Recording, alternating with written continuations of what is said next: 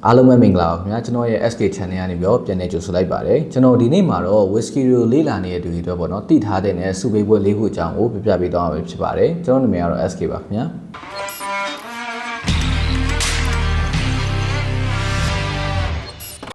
ကျွန်တော်အခုပြပေးသွားမယ်ဒီစုပေးပွဲအခမ်းအနား၄ခုကနေပြီးတော့ရရှိတဲ့စုစိတ်တွေက whisky တမိုင်းအတွက်တာမကပဲနဲ့ whisky အမတ်စိတ်တစ်ခုချင်းစီအတွက်လည်းတကယ်ကိုအရေးပါတဲ့အောင်မြင်မှုမတိုင်တွေပဲဖြစ်ပါတယ်ကဲဒီတော့ဒီစုပေးပွဲ၄ခုကဘာတွေဖြစ်မလဲIWSC International Wine and Spirit Competition ကျွန်တော်အခုပထမအဆုံးပြပြသွားမယ် IWSC စုဝေးပွဲအခမ်းအနားကကျွန်တော်ဒီနေ့ပြပြသွားမယ်ကျန်တဲ့စုဝေးပွဲအခမ်းအနား၃ခုထပ်ပို့ပြီးရှေ့ကြတဲ့စုပေးပွဲအခမ်းအနားတစ်ခုပဲဖြစ်ပါတယ်ဒီစုဝေးပွဲအခမ်းအနားမှာ whisky တစ်ခုတည်းအတွက်တာမဟုတ်ဘဲနဲ့ဒီအဖျော်ယမကနယ်ပယ်မှာရှိတဲ့တခြား wine, gin, vodka, rum ပေါ့နော်အဲ့ဒါတွေအစုံကိုလည်းသူကစုပေးတာပဲဖြစ်ပါတယ်ဒီစုပေးပွဲအခမ်းအနားကို1969ခုနှစ်မှာ Mr. Anton Marcel စပြီးတော့တည်ထောင်ခဲ့တာပဲဖြစ်ပါတယ်စတင်တည်ထောင်တော့ကတော့ဒီစုပေးပွဲအခမ်းအနားကို Club Ethnology ဆိုပြီးတော့ခေါ်တာပေါ့နော်နောက်ပိုင်း10နှစ်ကြာ1989ခုနှစ်မှာတော့ကျွန်တော်တို့အခုအားလုံးသိကြတဲ့ IWSC International Wine and Spirit Competition ဆိုပြီးတော့ပြောင်းလဲပြီးတော့ခေါ်ဝေါ်ခဲ့ပါတယ်ဒီစုပေးပွဲအခမ်းအနားမှာအဓိကကတော့၄ဆင့်ပေါ့နော်ခွဲခြားသတ်မှတ်ထားပါတယ်ပထမဆုံးတစ်ခုကတော့ trophy ပေါ့နော်ပြောရလို့ရှိရင် gold silver brown ဆိုပြီးတော့ခွဲခြားသတ်မှတ်ထားတာပေါ့နော်ဒါပေမဲ့ဒီ trophy ဆိုကြတော့သူတို့အမှတ်နဲ့မသတ်မှတ်ဘူးပေါ့နော်အကောင်းဆုံးဟာကိုပေးတာပေါ့နော်ပြောရလို့ရှိရင်ဒီ gold silver brown ကိုကြတော့သူတို့အမှတ်နဲ့ခွဲခြားပြီးတော့သတ်မှတ်ထားပါတယ်ဒီရွှေစိတ်စုကိုကြတော့65နဲ့အထက်ရရှိတဲ့အမှတ်တစိတ်တွေကိုပေးတာပဲဖြစ်ပါတယ်ငွေတစိတ်စုကိုကြတော့94နဲ့90ကြားပေါ့နော်အဲ့ကြားရရှိတဲ့အမှတ်စိတ်တွေကိုငွေစိတ်စုပေးပါတယ်ကြေးစိတ်စုကိုကြတော့90အောက်ကနေပြီးတော့ရရှိတဲ့အမှတ်စိတ်တွေကိုချီးမြှင့်တာပဲဖြစ်ပါတယ်ဒီတော့ဒီ2024ခုနှစ်မှာပေါ့နော်trophy စုတွေကိုရရှိခဲ့တဲ့အမှတ်စိတ်အချို့အကြောင်းကိုwhisky နဲ့ပတ်သက်တဲ့အမှတ်စိတ်ပေါ့နော်ကျွန်တော်ကတော့ဒီ whisky အကြောင်းပြောတာဆို whisky နဲ့ပတ်သက်တဲ့အမှတ်စိတ်အချို့အကြောင်းကိုကျွန်တော်ပြပြပေးချင်ပါတယ်2024ခုနှစ်ရဲ့ Blended Scotch Whisky Trophy ဆုကိုတော့ Johnny Walker ရဲ့ High Rye Blended Scotch Whisky ကရရှိခဲ့ပါတယ်။ Bourbon Trophy ဆုကိုတော့ American Whisky တစ်ခုဖြစ်တဲ့ Peerless High Rye Bourbon Whisky ကနေပြီးတော့ရရှိခဲ့ပါတယ်။ကျွန်တော်တို့အားလုံးသိချင်ကြတဲ့2024ခုနှစ်ရဲ့ Single Malt Scotch Whisky 15နှစ်နဲ့အောက် Trophy ဆုကိုတော့Loch Lomond ရဲ့ 12 years old Inchmurren Single Malt Whisky ကနေပြီးတော့ရရှိခဲ့ပါတယ်2024ခုနှစ်မှာကြော်ညာခဲ့တဲ့ IWSC ရဲ့စုဝေးပွဲအခမ်းအနားမှာ Whisky နဲ့ပတ်သက်တဲ့အခြားစုစိတ်တွေအများစွာရှိပါတယ်ကျွန်တော်ပြောသွားတာအဲ့ထက်အချို့ပဲရှိသေးတာပေါ့နော် Single Malt Whisky ဆိုလို့ရှိရင်ကျွန်တော်ပြောတာ15နှစ်အောက်ပဲရှိတယ်သူပေးတာ16နှစ်နဲ့25နှစ်ကြားလည်းရှိတယ်25နှစ်အထက်လည်းပေးတာပေါ့နော်ဒါပေမဲ့ Blended Scotch Whisky နဲ့ပတ်သက်လို့တော့2024ခုနှစ်မှာနှစ်ကိုကန့်တက်ပြီးပေးတာကျွန်တော်မတွေ့ဘူးပေါ့နော်IWSC စုပွဲအခမ်းအနားကိုနှစ်စဉ်နိုဝင်ဘာလတိုင်းလန်ဒန်မြို့မှာပြုလုပ်ကျင်းပလေးရှိပါတယ်။အခုလက်ရှိမှာတော့ IWSC စုပွဲအခမ်းအနားမှာနိုင်ငံပေါင်း90ကျော်ကအဖျော်ယမကုမ္ပဏီတွေဝင်ရောက်ရှင်ပြိုင်လေးရှိပါတယ်။ ISC International Spirit Challenge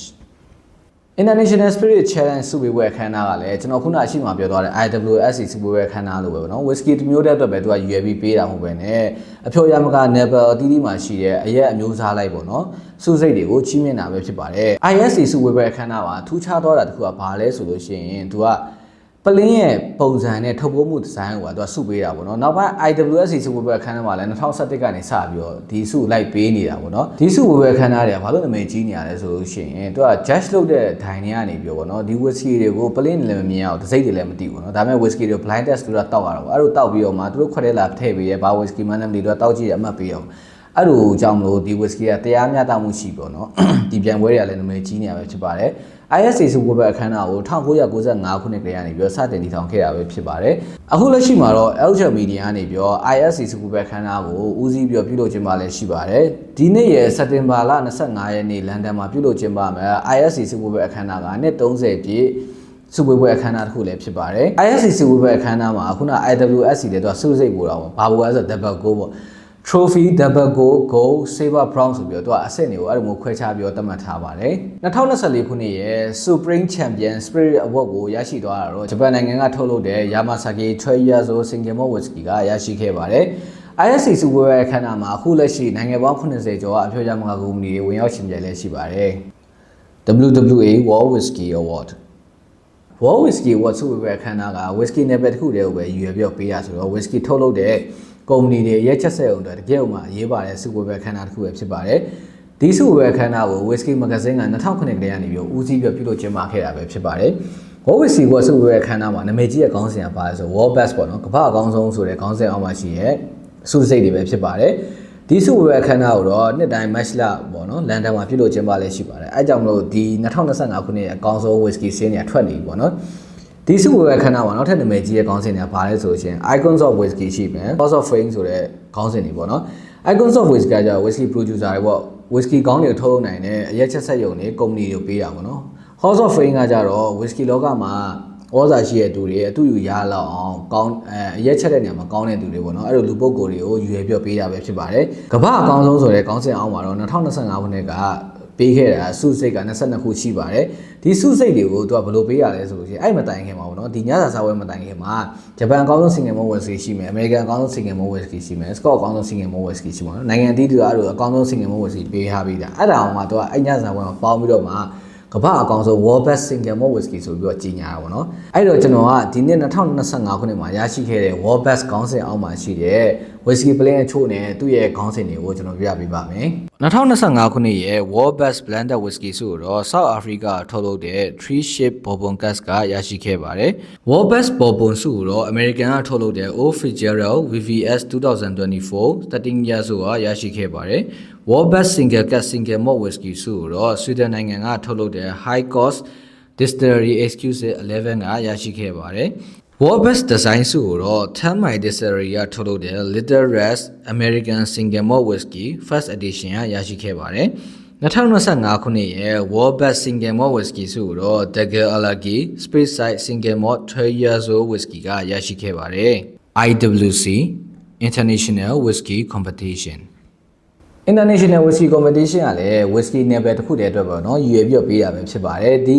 အဖွဲ့အစည်းကိုတော့2009ခုနှစ်မှာစတင်ဖွဲ့စည်းပြီးတော့2010မှာစတင်ပြီးတော့တရားဝင်ကြီးညာပါတယ်သူတို့ကြီးညာပြီးတော့2016ရောက်မှာတာသူတို့ရဲ့စုစိတ်တွေကိုကမ္ဘာ Whisky လမ်းညွှန်အနေနဲ့ပေါ့နော်စတင်ပြီးတော့အသုံးပြုခဲ့တာပဲဖြစ်ပါတယ်2020ခုနှစ်မှာတော့တကမ္ဘာလုံးအံ့ဩသွားအောင်လို့ Dua Whisky ရဲ့အမျိုးသမီး Master Blender တူဖြစ်တဲ့ Stephanie McLeod ကို Master Blender of the Year ဆုကိုချီးမြှင့်ခဲ့ပါတယ် Stephanie McLeod က Master Blender အမျိုးသမီး Master Blender မှာပထမဆုံးဆုရတဲ့ Master Blender တယောက်ပဲဖြစ်ပါတယ် International Whisky Competition ဆုပွဲအခမ်းအနားကိုတော့နှစ်စဉ်မေလမှာပြုလုပ်ကျင်းပလဲရှိပြီးတော့နေရာတော့အတေချာသတ်မှတ်ထားတာမရှိပါဘူးသူတို့အစဉ်ပြေနေမှာပြုလုပ်ကျင်းပတာပေါ့နော်ဒီဆုပွဲအခမ်းအနားမှာနာမည်ကြီးတာပါလဲဆိုလို့ရှိရင်နှစ်တစ်နှစ်ရဲ့ Top 15 Whisky စီးရင်ကြီးညာတာပေါ့နော် Whisky မျိုးစားမခွဲဘဲနဲ့အမှတ်စင်းပေါ်မှာပဲပေါ့နော်သူကဒီ Top 15 စီးရင်ကိုကြီးညာတာပဲဖြစ်ပါတယ်ဒီဆုပွဲအခမ်းအနားမှာတော့အဓိကအပြင်အဆင့်3ခုခွဲခြားပြီးပေးတာပေါ့နော်ရွှေငွေကြေးဆိုပြီးပေးတာပေါ့ရွှေစိတ်ဆုကိုကြတော့90နဲ့အထက်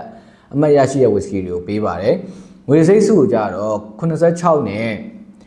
89ပေါ့နော်အဲ့ကြားထဲမှာရရှိတဲ့ whisky တွေကိုပေးပါတယ်ကြေးစိတ်စုကိုကြတော့85နဲ့အောက်ပေါ့နော်အဲ့ဒီအမှတ်ရရှိတဲ့ whisky တွေကိုပေးပါတယ်အဲ့တော့ကျွန်တော်က2024ခုနှစ်ရဲ့ top 15 whisky ဆင်းထဲမှာပါတဲ့ထိတ်ဆုံးက whisky တစ်ခုကိုပြပြပေးချင်ပါတယ်နံပါတ်1နေရာမှာတော့ Olmo Oloroso Sherry Cask GTR 25 years ဆိုတာ98.33 မှတ်နဲ့ရှိနေပါတယ်